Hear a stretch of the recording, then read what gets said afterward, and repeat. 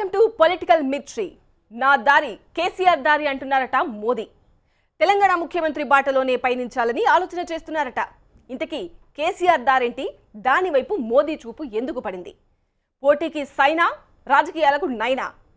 వంగవీటి రాధా కేంద్రంగా ఇదే చర్చ సాగుతోందట. మరి ఈ ఉత్కంఠకు రాధా ఎలాంటి ముగింపు ఇవ్వబోతున్నారు? సాయిరెడ్డి రాడార్ పరిధిపై టీడీపీ నిఘా పెట్టిందట. ఇంతకీ సాయిరెడ్డి రాడార్ పరిధిలో ఎవరున్నారు? సార్వత్రిక ఎన్నికలే లక్ష్యంగా భావోద్వేగాస్త్రం ప్రయోగించడానికి ఏపీ కాంగ్రెస్ రెడీ అవుతోందట. కనిపించే రాజకీయం వెనుక కనిపించని ఎత్తులు, వ్యూహాలను మీ ముందుంచడానికి వచ్చేసింది పొలిటికల్ మిర్చి.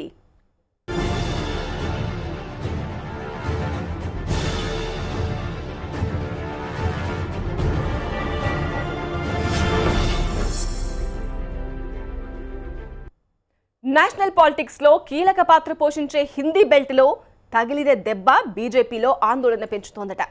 ఇదే మూమెంట్ సార్వత్రిక ఎన్నికల్లో కూడా కనిపిస్తే ఇక అంతే సంగతులని కమలనాథులు కలవరపడుతున్నారట.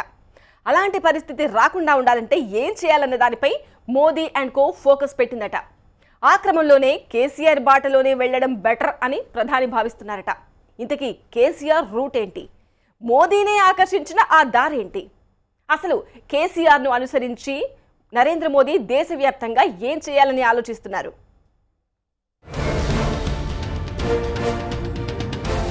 హిందీ బెల్ట్లో అత్యంత కీలకమైన రాష్ట్రాల్లో బీజేపీకి పవర్ ఆఫ్ అయిపోయింది. 5 రాష్ట్రాల్లో అసెంబ్లీ ఎన్నికల్లో బీజేపీకి స్ట్రాంగ్ షాక్ ఇచ్చారు ప్రజలు. ఇప్పుడు బీజేపీ అధినాయకత్వం ఈ ఓటమిని చూసి ఆందోళన చెందటం లేదు. ఇదే రీతిలో ఓటర్లు స్పందిస్తే 2019 సార్వత్రిక ఎన్నికల్లో తమ పరిస్థితి ఏంటన్న కోణమే ఆ పార్టీని కలవరపెడుతోందట. ఈ పరిస్థితిని అధిగమించడానికి దేశవ్యాప్తంగా ఒక పాజిటివ్ వేవ్ క్రియేట్ చేయడానికి ఏం చేయాలన్న దానిపై ఇప్పటికే మోదీ అండ్ కో సీరియస్ గా ఫోకస్ పెట్టిందట. ఈ క్రమంలోనే కేసీఆర్ బాటలో వెళ్లడం బెటర్ అన్న నిర్ణయానికి మోదీ వచ్చారని ఢిల్లీ రాజకీయాల్లో చర్చ సాగుతోందట. ఇంతకీ కేసీఆర్ చేసిందేంటి?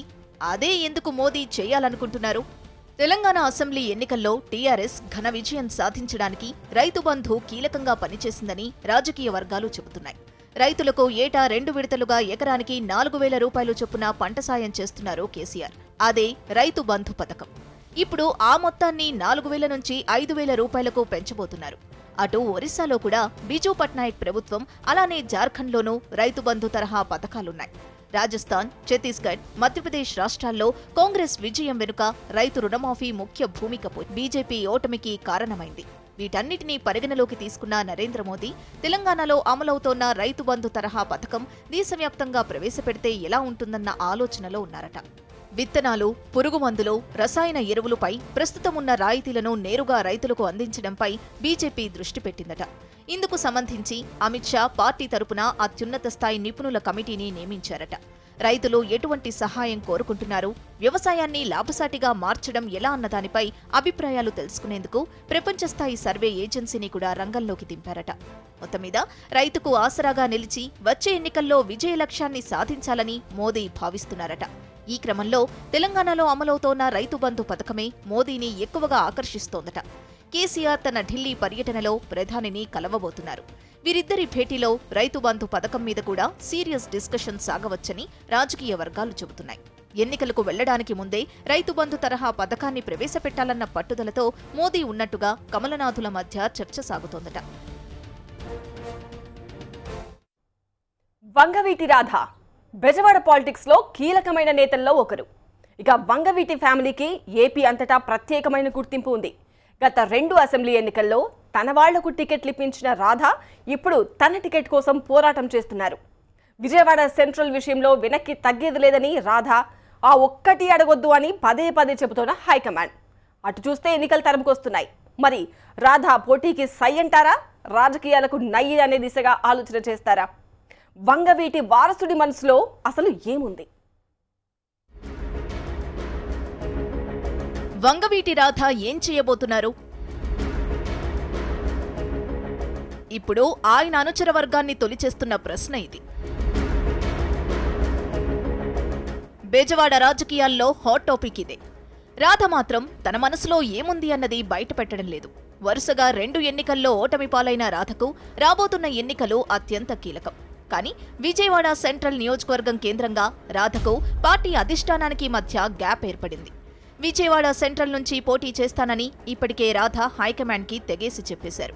కానీ వైసీపీ అధిష్టానం మాత్రం విజయవాడ సెంట్రల్ విషయంలో మల్లాది విష్ణు వైపే మొగ్గు చూపింది. సెంట్రల్ నియోజకవర్గ సమన్వయకర్తగా విష్ణుని నియమించిన జగన్ ఈ విషయంలో మరింత స్పష్టత ఇచ్చారు. అక్కడి నుంచి పోటీ చేస్తానని పట్టుబడుతోన్న రాధ ఇలాంటి కీలక నిర్ణయం తీసుకోబోతున్నారన్నది ఇప్పుడు చర్చనీయాంశంగా మారింది. ఏపీ రాజకీయాల్లో వంగవీటి ఫ్యామిలీకి ప్రత్యేక గుర్తింపుంది. ఇక బెజవాడ రాజకీయాల్లో అయితే వంగవీటి కుటుంబం దశాబ్దాలుగా కీలకంగా వ్యవహరిస్తూ వస్తోంది. రాధ తండ్రి వంగవీటి రంగా ఇమేజ్ ఇప్పటికే కోస్తా జిల్లాల్లో రాజకీయాలను ప్రభావితం చేసే రేంజ్లో ఉంది. రంగా హత్య తర్వాత ఆయన సతీమణి రత్నకుమారి 2 సార్లు ఎమ్మెల్యేగా గెలిచారు. ఆ తరువాత 2004లో రాధ ఎమ్మెల్యేగా గెలిచారు. ఆ తరువాత వరుసగా 2 సార్లు ఓటమి పాలయ్యారు. 2009లో విజయవాడ సెంట్రల్ నుంచి పీఆర్పీ తరపున పోటీ చేసి ఓటమి పాలైన రాధ 2014లో వైసీపీ నుంచి విజయవాడ తూర్పు బరిలోకి దిగి ఓటమి పాలయ్యారు. వచ్చే ఎన్నికలు రాధ పొలిటికల్ కెరీర్లో అత్యంత ముఖ్యమైనవి. రాధ తొలిసారి విజయం సాధించిన తూర్పు నియోజకవర్గం నుంచే పోటీ చేయాలని హైకమాండ్ చెబుతోంది. సర్వేల్లో తూర్పు బెటర్ అని తేలిందని, అందుకే అక్కడి నుంచి బరిలోకి దిగాలన్నది అధిష్టానం మాటగా పార్టీ నేతలు చెబుతున్నారు. కానీ గత ఎన్నికల్లో పరాజయం పాలైన తూర్పు కన్నా సెంట్రల్ అయితేనే బెటర్ అన్న భావనలో రాధ ఉన్నారు. గతంలో తన వర్గానికి టికెట్లు ఇప్పించిన రాధ ఇప్పుడు తన టికెట్ కోసం పోరాటం చేయాల్సిన పరిస్థితి ఏర్పడటం ఆయన అనుచర వర్గాన్ని ఆందోళనకు గురిచేస్తోంది. అయితే విజయసాయిరెడ్డి లాంటి కీలక నేతలు రాధతో చర్చలు జరిపినా ఆయన సెంట్రల్ విషయంలో వెనక్కు తగ్గేది లేదన్నారు. మరోవైపు సెంట్రల్ నియోజకవర్గం నుంచి బరిలోకి దిగేది మల్లాది విష్ణునే అన్న అంశంపై మరింత స్పష్టత ఇచ్చిన హైకమాండ్ రాధ ముందు ఆప్షన్స్ కూడా పెట్టింది. విజయవాడ తూర్పు లేదా మచిలీపట్నం ఎంపీ స్థానం నుంచి పోటీ చేయాలని సూచించింది. కానీ సెంట్రల్ పైనే రాధ పట్టుపట్టడంతో అటు మచిలీపట్నంలోకి మాజీ ఎంపీ బాలశౌరి ఎంట్రీ ఇచ్చేశారు. పార్లమెంటు పరిధిలోని నియోజకవర్గాల్లో కార్యాలయాలు కూడా తెరిచేస్తున్నారు బాలశౌరి. ఇక రాధకు మిగిలింది విజయవాడ తూర్పు మాత్రమే. అయితే ఇదే విజయవాడ తూర్పు నుంచి వైసీపీ తరపున పోటీ చేయించడానికి తన సన్నిహితుడు మాజీ ఎమ్మెల్యే ఎలమంచిలి రవిని రాధ పార్టీలోకి తీసుకొచ్చారు. తాను తూర్పు నుంచి పోటీ చేస్తే ఆ టికెట్ ఇప్పిస్తానని చెప్పి పార్టీలోకి తెచ్చిన రవికి టికెట్ లేకుండా పోతుందని రాధ ఆలోచిస్తున్నారట. విజయవాడ సెంట్రల్ విషయంలో అధిష్టానం వైఖరిపై తీవ్ర అసంతృప్తితో ఉన్న రాధ కీలక నిర్ణయం తీసుకునే దిశగా ఆలోచన చేస్తున్నారని ఆయన అనుచర వర్గం చర్చించుకుంటోందట. ఈ నెల 26న వంగవీటి రంగా వర్ధంతి రోజున 2 తెలుగు రాష్ట్రాల్లో ఉన్న వంగవీటి కుటుంబ అభిమానులతో గుంటూరు వేదికగా బలప్రదర్శన చేద్దామని మొదట రాధ భావించారట. కానీ ఆ సభకు అనుమతులు రాకపోవడం నుంచి అనేక కారణాల వల్ల దాన్ని వాయిదా వేశారట. ఆ తర్వాత రాధ అసలు ఎన్నికల్లో పోటీ చేయరా లేక ఇండిపెండెంట్గా బరిలోకి దిగుతారా, ఇలా అనేక కోణాల్లో చర్చలు జరుగుతూ వస్తున్నాయి. ఈ నేపథ్యంలో అతి త్వరలోనే జగన్ని కలవబోతున్నారట రాధ. ఈ భేటీ తర్వాత తన రాజకీయ భవిష్యత్తుకు సంబంధించి రాధ కీలక నిర్ణయం తీసుకుంటారని ఆయన అనుచరులు చెబుతున్నారు. ఆ డెసిషన్ ఏంటి, ఎలా ఉండబోతుంది అన్నది బెజవాడ పాలిటిక్స్తో పాటు వంగవీటి అభిమానులందరిలోనూ ఉత్కంఠను రేపుతోంది. నది అన్న తర్వాత నీళ్లు సహజం, నీళ్లున్న చోట చేపలు సహజం, చేపలున్న తర్వాత గాలానికి పడడం సహజం. ఈ సహజ సూత్రాన్ని రాజకీయాల్లో కూడా సేమ్ టు సేమ్గా వర్తింపజేయొచ్చు. పార్టీ అన్న తర్వాత ప్రజాప్రతినిధులు సహజం, వారిలో అధికారకాంక్ష సహజం. అధికారకాంక్ష ఉన్నవాళ్లు అధికార పార్టీలోకి జంప్ చేయడం సహజం.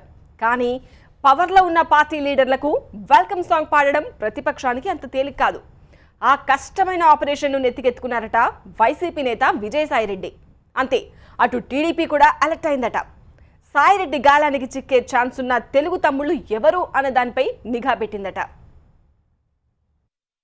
ఏపీ రాజకీయాల్లో ఎన్నికల వేడి పెరుగుతోన్న కొద్దీ పార్టీలన్నీ తమ వ్యూహాలకు మరింతగా పదును పెడుతున్నాయి. ఈ నేపథ్యంలో అధికార పార్టీ టీడీపీలో అసంతృప్తిగా ఉన్న నేతలు, భవిష్యత్తుపై భరోసా లేని నేతల్ని గుర్తించి వారికి వైసీపీ కండువా కప్పే బాధ్యతలను ఆ పార్టీ కీలక నేత విజయసాయిరెడ్డి తీసుకున్నారట.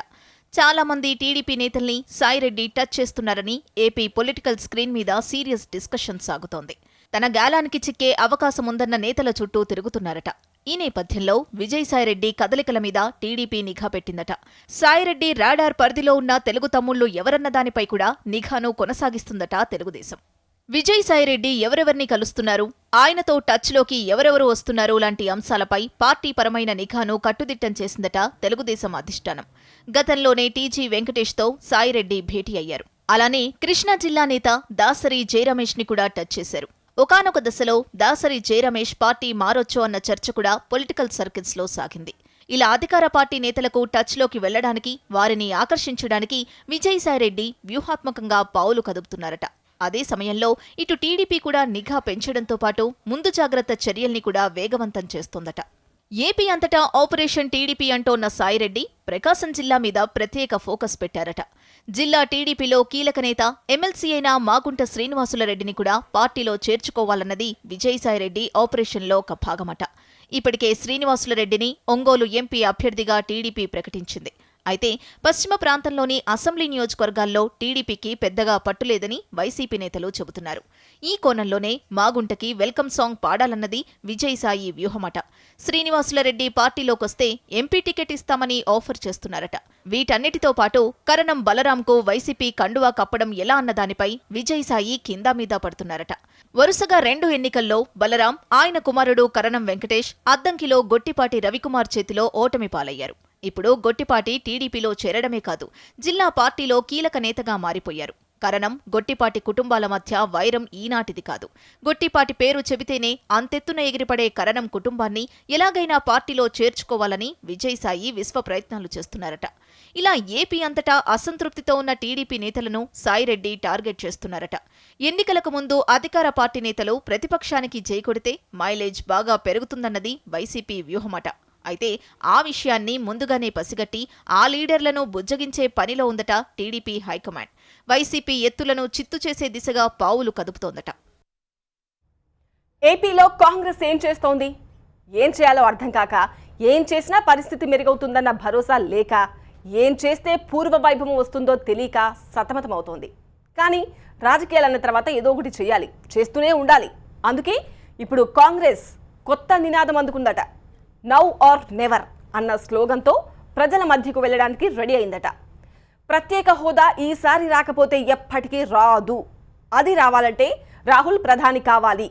ఈ పిలుపుతో ప్రజాక్షేత్రాన్ని ఆకర్షించడానికి కాంగ్రెస్ కండువాలు సిద్ధమవుతున్నాయట. గెలుపు గుర్రం ఎక్కడం ఎలా? ఎన్నికల వేళ పార్టీలన్నీ ఇదే సింగిల్ లైన్లో పనిచేస్తాయి, పోరాటం చేస్తాయి, ఎత్తులు పై ఎత్తులు వేస్తాయి. ఏపీలో ఎన్నికల ఫీవర్ టీడీపీ, వైసీపీ కేంద్రంగా సెగలు కక్కుతోంది. కానీ రేసులో మేము సైతం ఉన్నామంటున్న కాంగ్రెస్ ప్రజలను ఆకర్షించడానికి, పార్టీ ఇమేజ్ని పెంచడానికి కిందా మీద పడుతోందట. సింపుల్గా చెప్పాలంటే గెలుపు గుర్రం ఎక్కడం ఎలా అన్న లైన్లో వర్కౌట్ చేస్తోందన్నమాట.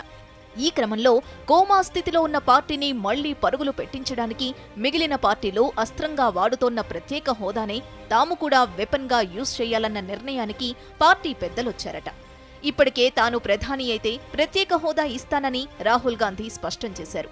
అటు ప్రత్యేక హోదాను, ఇటు రాహుల్ని ప్రధాని చేయాలన్న అంశాన్ని రెండిటినీ మిక్స్ చేసి నౌ ఆర్ నెవర్ అన్న స్లోగన్ని అందుకోవడానికి ఏపీ కాంగ్రెస్ రెడీ అవుతోందట. 2019లో జరిగే సార్వత్రిక ఎన్నికల సమయంలో మాత్రమే ప్రత్యేక హోదా అంశం లైవ్లో ఉంటుందని, అప్పుడు కనుక ప్రత్యేక హోదా సాధించుకోకపోతే ఆ తర్వాత ప్రత్యేక హోదా డిమాండ్కి ప్రాధాన్యత లేకుండా పోతుందని కాంగ్రెస్ నేతలు చర్చించుకుంటున్నారట. ఇదే విషయాన్ని ప్రజల్లోకి తీసుకువెళ్లాలని భావిస్తున్నారట. ప్రత్యేక హోదా రావాలంటే రాహుల్ గాంధీని ప్రధాని చేయటం ఒక్కటే మార్గమని, ఈసారి కనుక రాహుల్ ప్రధాని కాకపోతే ఆ తర్వాత ఆయన ప్రధాని అయినా ప్రత్యేక హోదా విషయంలో ఏం చేయలేని పరిస్థితి వస్తుందన్న భావోద్వేగాన్ని ప్రజల్లో రాజేయడానికి కాంగ్రెస్ పెద్దలు వ్యూహరచన చేస్తున్నారట. ఏపీ అసెంబ్లీ ఎన్నికల్లో అద్భుతాలు చేయడం కాదు కదా, గౌరవప్రదమైన సంఖ్యలో ఎమ్మెల్యేలను గెలుచుకుంటామన్న నమ్మకం కూడా కాంగ్రెస్ నేతల్లో లేదట. ఈ విషయం పార్టీ నేతల చర్చల్లో బయటపడుతోందని కేడర్ గుసగుసలాడుకుంటోందట.